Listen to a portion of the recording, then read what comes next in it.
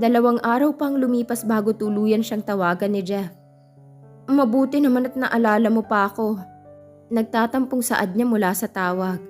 Sorry honey, marami lang akong inasikaso. Nasa resort ka ba? Tanong ni Jeff. Yes, actually, kasama ko ang kapatid mo at pamangkin. We're having a breakfast.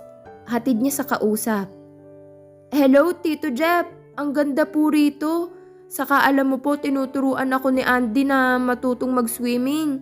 Sigaw naman ni Jax Rube. Ini-loudspeaker naman ni Chanley ang iPhone para makapag-usap ng maayos si Jeff at ang bata. Tahimik lang naman si Beatrice habang kumakain sa salad nito. Sa ilang araw na naroon ang kapatid ni Jeff ay mas nakilala niya ito.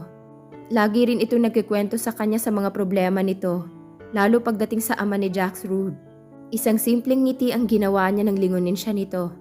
Pansin niya ang pagkataranta at pamumula ng magkabilang pisngi nito pagkatapos. Tuluyang humayo ng mata niya. Sa likuran niya ay ang naglalakad na si Andy palapit sa direksyon nila. Andyan ang mahal mong bossing. Tukso ni Chanley na lalong ikinamula naman ni Beatrice. Si ate, suway naman nito. Hi Ruru! Bibong salubong naman ni Jax Rude na agad nagtatakbo palapit sa binata. Mabilis namang binuhat ni Andy ang bata at inikot-ikot sa ere na parang superhero. Kita naman niya ang pagtayo at pagsunod ni Beatrice. Kung kanina ay maluwang ang ngiti nito, ay ngayon ay tuluyan ng itinago na nito. Hanggang ngayon kasi in denial pa rin ito sa tunay nitong nararamdaman sa binata. Jax, bakit ka nagtatakbo kakatapos mo lang kumain? At ikaw, bakit narito ka na naman? Kung buhat-buhatin mo ang anak ko ay kayang-kaya mo. Hindi ka ba nag-iisip na baka mahulog ang anak ko at mabalian pa yan ng buto? Saka umalis ka na nga, bakasyon lang namin 2 to ng anak ko. Galit-galitan si Beatrice. Tuluyan namang ibinaba ni Andy ang bata. Saka nito hinarap ang babaeng patuloy na nagtatatalak. Easy, sweetheart. Ang gaan lang naman ni Jax.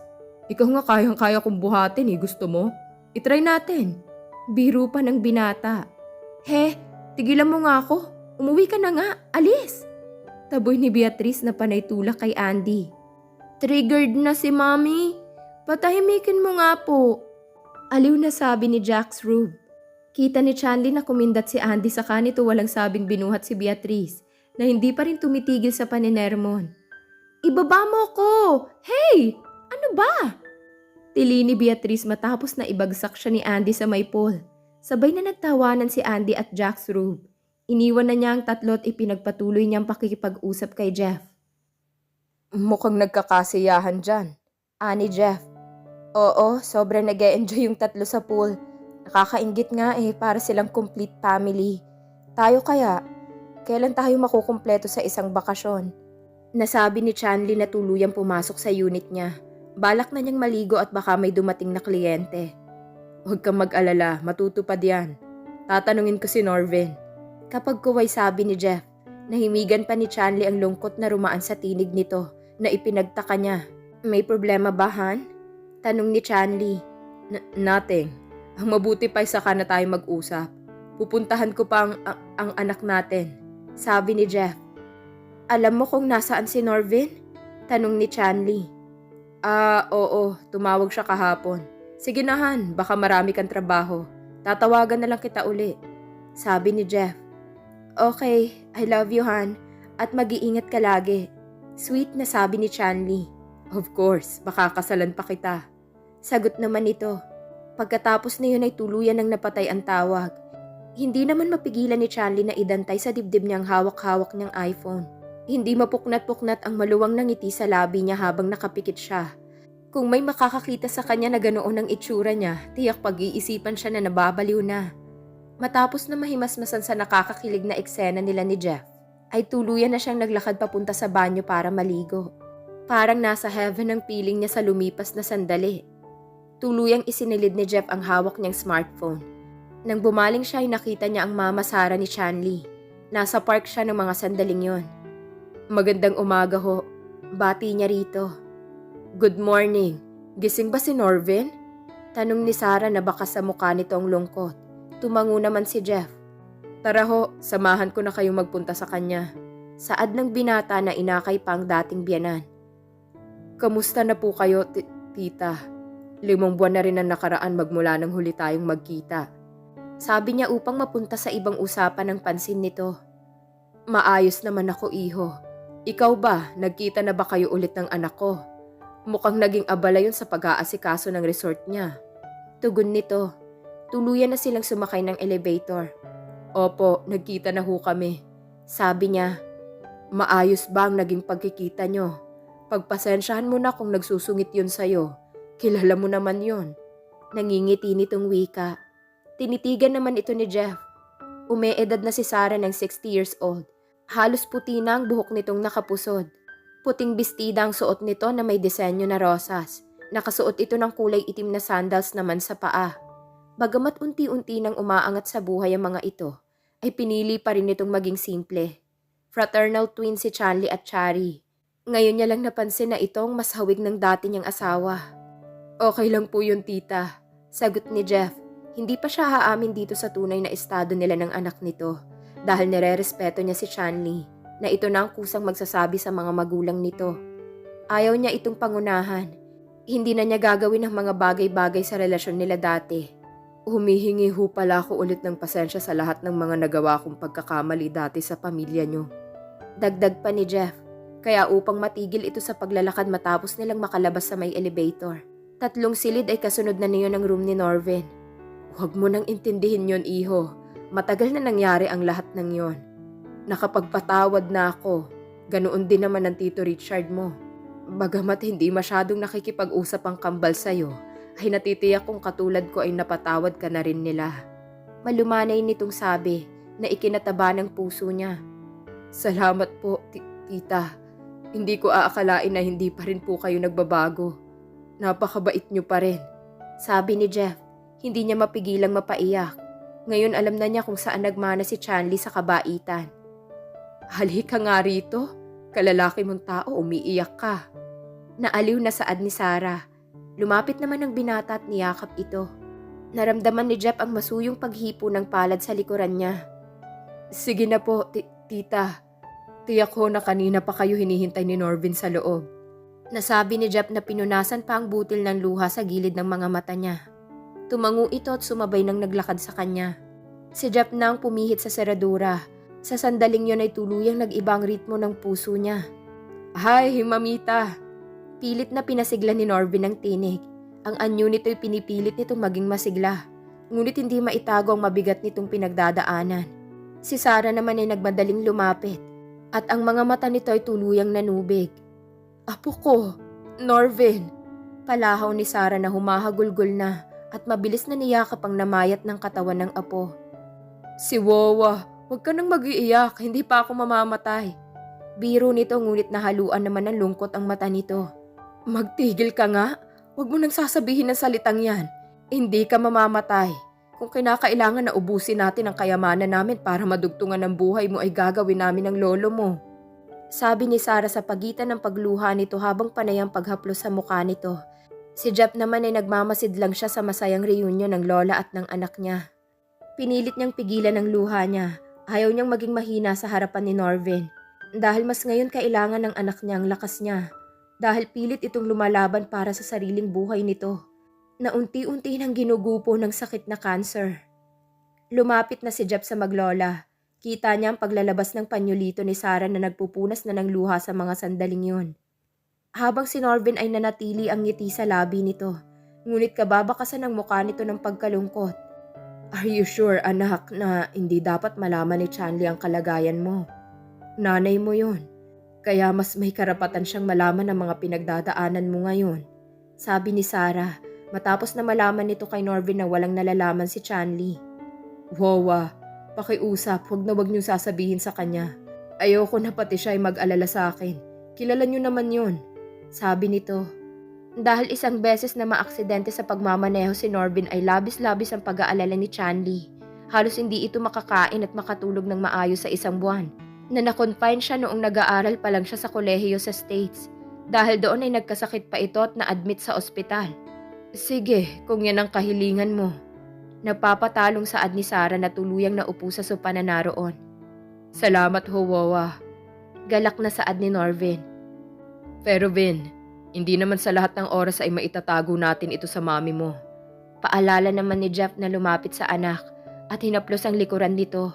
Natahimik naman si Norvin. Muli ay nanatiling pinagmamasdan lang ni Jeff ang anak.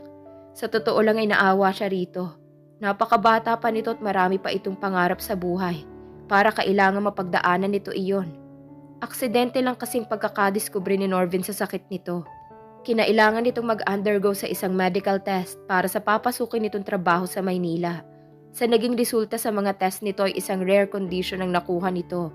Mesothelioma ay isang malignant tumor na nakuha nito sa pagkalanghap ng asbestos fibers and forms in the lining of the lungs, abdomen or heart.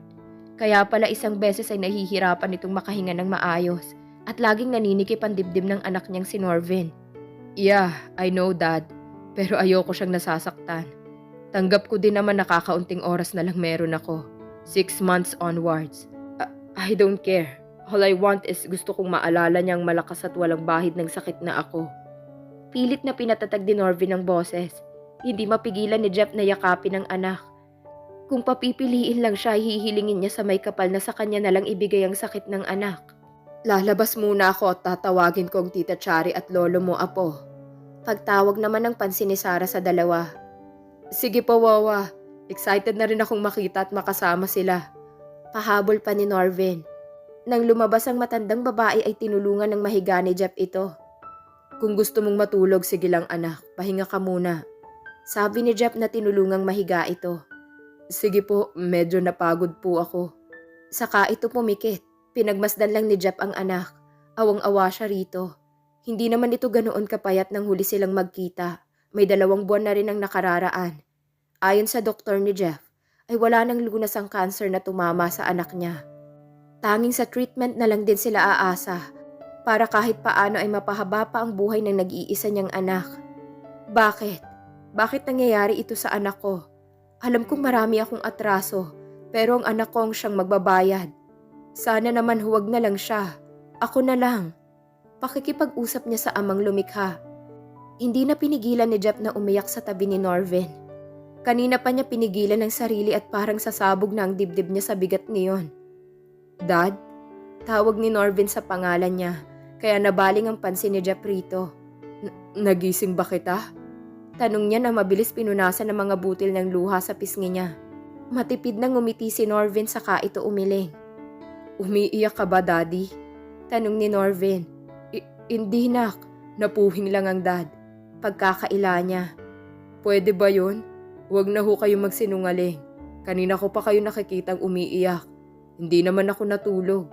Kasi naman anak, sa kalagayan mo ngayon ay sobra akong nasasaktan para sa'yo. Heto ako, walang magawa habang nariyan ka dumaranas ng sakit. Inihiling ko nga na sana ako na lang dapat ang binigyan ng sakit at hindi ikaw anak. Hagulgol ni Jeff.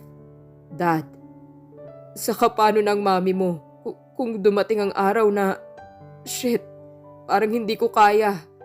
Patuloy na pagluha ni Jeff. Hinawakan nito ang kamay ng anak at hinalik-halikan iyon. Dad, wag ho kayo mag-alala. Magiging okay si mami. Dahil nariyan ka, kayo ni na lola. Basta ipangako mo lang na hindi mo siya iiwan, Daddy. Kapag nawala na ako. Nahihirapan itong sabi. Dahil sa narinig ay lalong humagulgol si Jeff. Mabilis niyang niyakap ang anak. Hindi niya alam kung hanggang kailan pa si Norvin. Pero gagawin niya ang lahat para maging maayos at may mababaon itong masayang alaala sa kanilang lahat bago ito tuluyang mamaalam sa kanila. Pinapangako ko anak, tutuparin ko ang hiling mo. Mananatili ako sa tabi ng mami mo hanggang sa tumanda kami. Mamahalin ko siya katulad ng pagmamahal ko sa'yo. Pangako ni Jeff na lalo pang hinagpitan ng pagkakayakap kay Norvin na alam niyang umiiyak na rin. Salamat, Dad. Salamat po. Usal nito. Nag-aayos na sa desk nito si Chanli nang makarinig siya ng sunod-sunod na katok mula sa pinto niya. Bukas yan, sabi niya. Tuluyan naman nagbukas yun at pumasok si Mond na hindi maipintang pagmumuka. Ano na naman bang problema? Tanong ni Chanli. Ma'am, may nagwawala pong guest. Sumbong ng assistant niya. Ha? Bakit raw? Takang tanong niya. Tuluyan na siyang lumabas ng office niya para puntahan yon. Kasi raw po, dugyot daw ang room niya. Sabi pa niya pangit ang service ng resort natin sa mga newcomers na katulad niya. Sabi niya yon? Gulat niyang sabi at tuluyan ng pinindot ni Mond ang button sa elevator. Napataas ang kilay ni Chanli dahil sa floor ng mga VIP sila pupunta. Parang nakikita niya kung sino ang nagsisimula ng gulo sa teritoryo niya. Lalo siyang sumimangot dahil pagbukas pa lamang ng pinto ng elevator ay marinig na niya ang maarting tinig na yon. Nag-iisa lang naman ang kakilala niyang merong ganoon nakatinis na tono ng boses. Tuluyang nawala ang ngiti sa labi niya at napalitan yun ng inis. Ano bang problema mo, Miss Pineda? Pagtatanong ni Chanli na tuluyang natigil sa paglalakad sa hallway. Si Mond ay gumilid na rin muna. You came? Nagtatanong ka at anong problema ko? Heto lang naman. Saka ito mabilis na pumasok sa unit at agad din lumabas na may dala ng pizza box. Kita ni Chanli ang paglabas ng ibang guest nila sa mga room ng mga ito. Walang ano-ano'y mabilis na pinagdadampot ni Maxine ang mga laman ng na-slice na pizza at ibinato sa kanya matapos nitong lumabas. Dahil sa hindi inaasahan ni Chanli ang ginawa ni Maxine, ay hindi na siya nakaiwas. Stop that, Miss Pineda! Saway niya sa babae ngunit hindi maawat ito sa pagwawala. Hanggang sa kinailangan na rin na umawat si Mond. Problema mo ba? Gosh, look what mess you've done! Inis na sabi ni Chanli. Kung hindi lang nila ito guest sa resort niya ay papatulan niya talaga ito. Bakit? Hindi ba sinabi ng bakla mong alalay na ang service niyo ang problema ko? Yung in-order kong pizza ang tigas. Halos hindi ko manguya. Tapos heto pa pala. Muli na naman itong pumasok at bitbit na nito pagkalabas sa isang kamay ang isang styro cup na may lamang soda. Maxine! Tili ni Chanli dahil basta na lang isinaboy nito sa mukha niya ang buong laman ng soft drink. Good. At ngayon alam mo na kung anong problema ko. O baka hindi pa rin. Kasi magpahanggang ngayon ay bulag-bulagan ka pa rin sa pagkukulang mo sa resort nyo. Sa bagay, parang sa nangyari rin sa married life nyo ni Jeff. Patutsada nito na nagtatawa. Pwede ba? Diretsahin mo na lang ako at hindi yung madami ka pang sinasabi. Ang point ko lang ay wag mo na kasing ipinipilit ang isang bagay na sa una pa lang ay hindi na para sa'yo. Dahil katulad ng soda na ibinuhos ko sa'yo, ay tiyak na lalamig din at tuluyang mawawala ng lasa. Matapos na masabi ni Maxine iyon ay tuluyan na itong tinalikuran siya. Nanginginig ang buong katawan ni Chanli sa galit na nararamdaman niya. At dala na rin ng hiya. May ilan kasi sa mga guest nilang nakasaksi roon. Magkagayon man ay taas noo pa rin siyang naglakad papalayo. Sige naman, ako nang bahala sa sarili ko. Mag-utos ka na lang din ng maglilinis sa kalat na ginawa niya. Just make an eye for that bitch. Baka kung ano na naman ang maisipan niyang panggugulo at baka hindi ako makapagpigil. Ako na mismo magpapaalis sa babaeng yun dito sa resort. Utos niya rito. Dumiretso na siya sa unit niya at agad nag-shower. Habang naliligoy na alala niya si Jeff. Nasaan ka na ba? Sana naman ay puntahan mo na ako rito. Baka hindi ako makapagpigil at patulan ko na rin ang best friend mong buwisit. Gigil niyang sigaw habang patuloy lamang sa pagdaos-dos ang malamig na tubig sa buong katawan niya. Nagbabaka sakali siyang tuluyang mawala ang init ng ulo niya sa problemang dala ni Maxine.